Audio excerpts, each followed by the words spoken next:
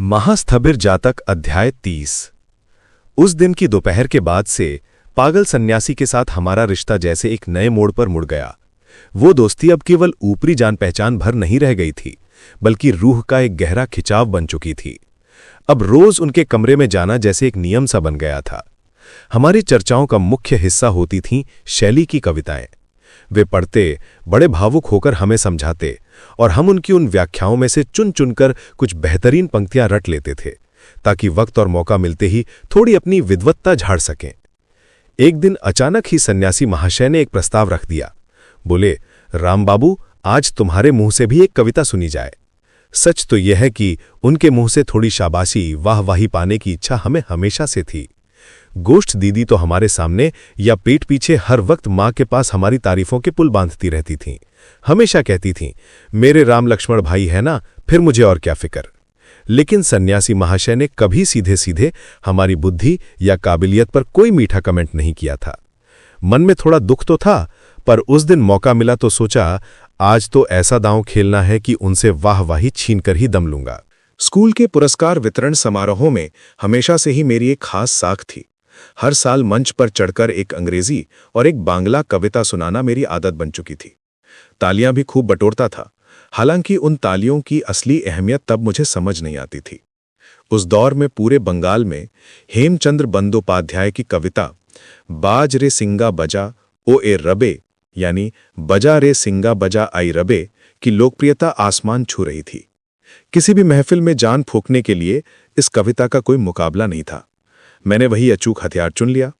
सन्यासी महाशय के कहते ही मैं जैसे उछलकर खड़ा हो गया और सीना तानकर इतने बुलंद स्वर में पाठ शुरू किया कि गोष्ठ दीदी तक घर के भीतर से दौड़ती हुई आईं और दरवाजे पर ठिठक कर खड़ी हो गईं। मेरी आवाज से वो विशाल हॉल गूंजने लगा।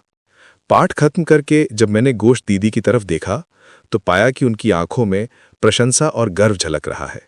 मैं बड़ी संतुष्टि के साथ वापस सोफे पर बैठ गया। लेकिन पागल सन्यासी, वे करीब 1 मिनट तक आंखें मूंदकर पत्थर की तरह शांत बैठे रहे। फिर एक गहरी आह भरी और फीकी आवाज में बोले, राम बाबू, आखिर तुमने वही सिंगा फूकने वाली कविता सुनाई। छी, तुम्हारी पसंद को लेकर मुझे बहुत बड़ी उम्मीद थी। पल भर में मेरा सीना जैसे बैठ गया। सारा उत्साह एक ही झटके में ठंडा पड़कर पानी हो गया। जिस जीत की मैंने कल्पना की थी वो एक ही पल में धूल में मिल गई। तभी वे अस्थिर की ओर मुड़े और बोले, अच्छा लक्ष्मण बाबू, अब तुम्हारी बारी है, तुम एक सुनाओ जरा। अस्थिर खड़ा हो गया।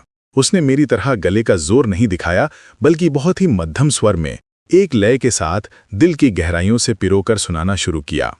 आनंद मयिरा आगमने आनंद गिय छे देश छे, हेरा ओई धनीरा दुआरे दमराइया कन्नालिनी में। अस्थिर का पाठ खत्म होते ही सन्यासी महाशय जैसे जी उठे, खुशी से झूमते हुए बोल पड़े, शाबाश लक्ष्मण बाबू, तुम्हें तो पूरे नंबर, फुल मार्क्स मिले हैं। और राम बाबू, छी छी छी, तुमसे बड़ी उम्मीद थी, पर तुम तो उस सिंगा फूकने में ही अटके रह गए। वो साही के कांटों वाली नक्काशी का लकड़ी का बक्सा फर से बाहर निकला। बड़े इत्मीनान से गांजा तैयार करते हुए वे बोले, जानते हो, ये हुनर मुझे मेरे छोटे बेटे ने ही सिखाया है, वरना हम बचपन से शराब वराब तो पीते ही थे, पर यह चिलम सुलगाना मुझे उस लड़के और उसकी बहू ने सिखाया, तुम्हारी गोष्ठ दीदी की सौतन ने। चिलम के कुछ जबरदस्त कश लगाकर उन्होंने कमरे के भीतर धुएं का एक नया लोक रच दिया। धुएं की उस चादर के पीछे से चेहरा बाहर निकालकर अचानक पूछा, तो लक्ष्मण बाबू, जो कविता तुमने सुनाई वो किसकी लिखी हुई है जी? अस्थिर ने बड़ी विनम्रता से उत्तर दिया, रविंद्रनाथ ठाकुर की। सन्यासी महाशय जरा ठिठके, अपनी आंखें सिकोड़कर एक अजीब तरीके से हमारी ओर देखा, फिर पूछा, ठाकुर? कहाँ के ठाकुर? पाथुरिया घाट के या जोड़ा सांकों के? हमने एक स्वर में कहा, जी जोड़ा सांकों के। ओ, तो फिर देवेंद्र ठाकुर महर्षि देवेंद्रनाथ टैगोर का बेटा होगा। हाँ, देवेंद्र ठाकुर के सारे लड़के ही काफी काबिल और उस्ताद अर्थात टैलेबरा हैं। सन्यासी महाशय के स्वर में तब जैसे हैरानी और मुग्धता का एक संगम उमड़ आया। धुएं की कुंडली छोड़कर चिलम को उन्होंने एक तरफ हटाकर रख दिया। उनकी उन चमकदार आंखों की पुतलियों में तब भी सुनी हुई कविता की गूंज बाकी थी। सिर को जरा झुकाकर वे अपने आप में ही बुदबुदाने लगे, बड़ा खूब लिखा है उस छोकरे ने। मात्र हरा माँ यदि ना पाया तबे आज किसेरा उत्सव। इस पंक्ति के भीतर कैसा एक अनकहा हाहाकार छिपा है, देखा तुमने? आहा! तभी उनका मिजाज फिर बदल गया। मेरी ओर कटाक्ष करते हुए बोले, छी छी राम बाबू, तुम्हारी वो कैसी कूड़ा कचरा कविता थी? उस रणभेरी और तुरही की आवाज से तो कानों में ताला लग जाता है, उसमें जान कहाँ है? लक्ष्मण बाबू, तुम तो आज बाकायदा फुल मार्क्स पा गए हो। पूरी दोपहर उनकी बातों और उस शाही कांटे वाले बक्से की महक से सराबोर रही। लेकिन सिर्फ सन्यासी महाशय ही नहीं, हमारे बचपन के उस छोटे से घर में और भी कितने ही अजीबोगरीब लोगों का आना जाना लगा रहता था। याद आ रहे हैं बिपिन चक्रवर्ती। पूजा या बड़े दिन, क्रिसमस की छुट्टियां जब भी होती, मफस्सल यानी कस्बे के सरकारी दफ्तर की उस नीरस जिंदगी से कुछ दिनों के लिए वे हमारे घर आकर डेरा डाल देते थे। बिपिन बाबू पेशे से भले ही क्लर्क थे, पर शौक से वे कट्टर कवि थे। यहां तक कि अपनी जेब से पैसे खर्च करके उन्होंने कविता की एक किताब भी छपवाई थी।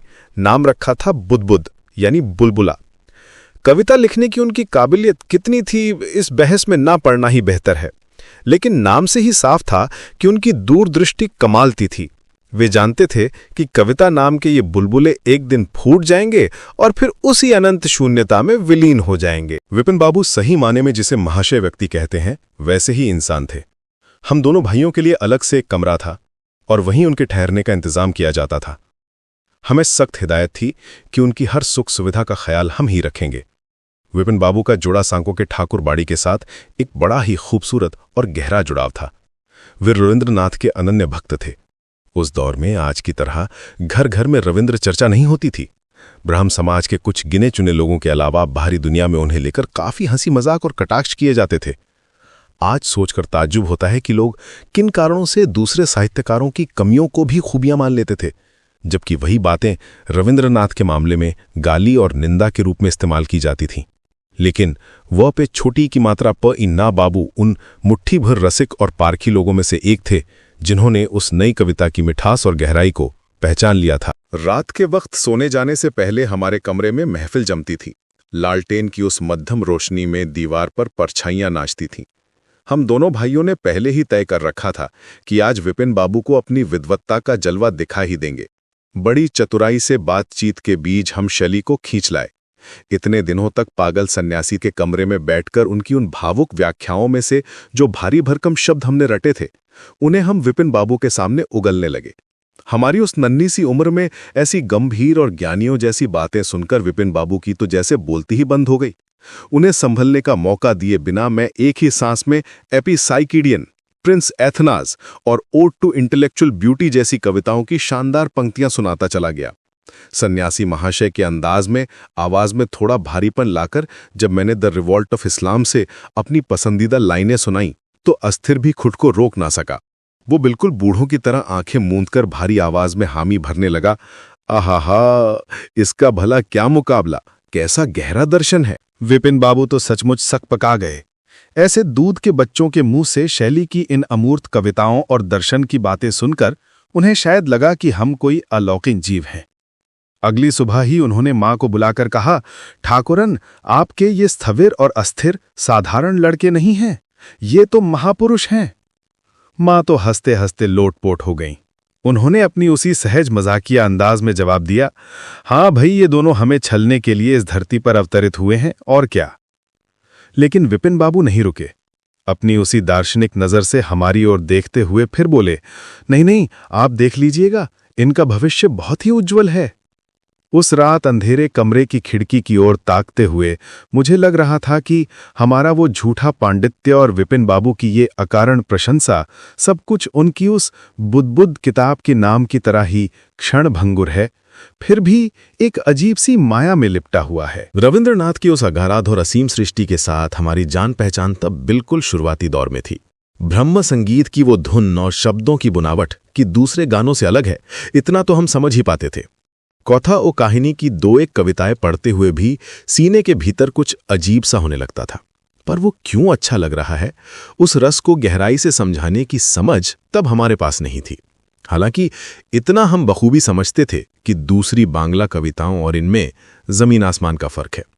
हमारी उस घरेलू गुप्त सभा में तब किसी और बंगाली कवि का जिक्र छेड़ना बिल्कुल मना था। उन दिनों बंगाल के हर घर में हेमचंद्र, नवीन चंद्र और मधुसूदन ही सर्वे सर्वा थे। ज्यादातर लोग उन्हें पढ़े बिना ही भगवान की तरह पूछते थे। जब हमारे पागल सन्यासी बड़े रौब के साथ उन नामी कवियों को खारिज कर देते थे, तब माहौल बिगड़ने के डर से हम रविंद्रनाथ का नाम लेने की हिम्मत ही नहीं जुटा पाते थे। मगर बिपिन बाबू के साथ दोस्ती बढ़ने के साथ साथ हमारी हिम्मत भी थोड़ी थोड़ी बढ़ने लगी। बिपिन बाबू से रविंद्रनाथ के छंद, उनके कहने के अंदाज और उनकी अलौकिक अभिव्यक्ति के बारे में जो कुछ भी सुनते, वही सब बड़ी सावधानी से जाकर पागल सन्यासी के सामने उगल देते। फिर उधर से सन्यासी महाशय के उन तीखे और धारदार तर्कों को लाकर बिपिन बाबू को सुनाते। इस दो तरफा पांडित्य की बदौलत दोनों ही जगहों पर हमारी खातिरदारी और इज्जत दिन ब दिन बढ़ती ही चली गई। प्रिय दोस्तों, अंत तक साथ रहने के लिए धन्यवाद। कृपया हमें प्रोत्साहित करने के लिए इस वीडियो को लाइक, शेयर और सब्सक्राइब करें। आपका सहयोग ही हमारी सबसे बड़ी प्रेरणा है। धन्यवाद।